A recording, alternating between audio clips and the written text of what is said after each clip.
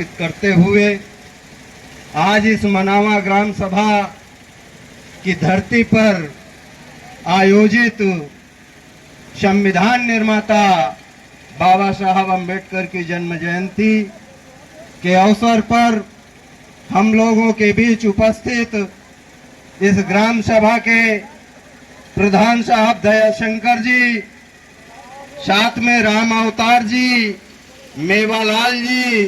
छोटे लाल जी, राम गोपाल कोटेदार साहब, राकेश जी, राम शंकर जी, जो इस कार्यक्रम में अपनी अहम भूमिका निभा रहे हैं, मैं उनका बहुत बहुत धन्यवाद और आभार प्रकट करता हूं।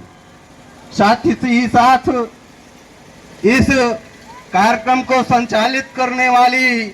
जो कमेटी है, उस कमेटी के पदाधिकारियों का भी मैं धन्यवाद और आभार प्रकट करता हूं, जिनमें से गंगा विष्णु जी, इंद्रसेन जी, एडवोकेट संदीप कुमार जी, एडवोकेट नागेंद्र कुमार जी, दीपू भाई, सुरेंद्र पांडे जी, गंगा जी, गुड्डू यादव जी, रामनिवास पाल जी, राहुल जी, राजेंद्र जी, इन सभी कमेटी के पदाधिकारियों सदस्यों का भी मैं हार्दिक अभिनंदन और वंदन करता हूं। जोरदार तालियों से इनका स्वागत किया साथ ही साथ हम लोगों के साथ चल करके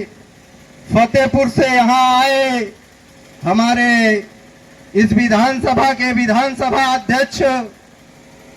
बड़े भाई मनोज यादव जी, साथ में चल करके आए सरकार अभिलाष यादव जी, साथ ही चल करके आए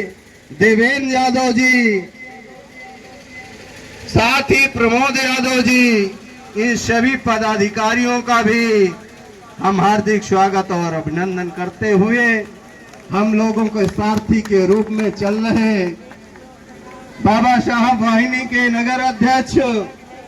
नीरज पाल जी का भी मैं हार्दिक स्वागत और अभिनंदन करता हूं। साथियों, मैं समझ रहा हूं कि इस महापुरुष की जन्म जयंती में आप लोगों ने बहुत ही अथक प्रयास किया और ये कार्यक्रम संपन्न हो रहा है। आज हम उस महामानव की जन्म जयंती मना रहे हैं।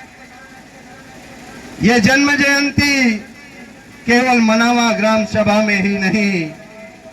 केवल फतेहपुर जनपद में ही नहीं, केवल उत्तर प्रदेश में ही नहीं, केवल भारत में ही नहीं, दुनिया में बाबा साहब अम्बेडकर की जयंती आज मनाई जाए। जयंती वो लोग भी मना रहे हैं जो बाबा साहब के संविधान की वजह से पशुवत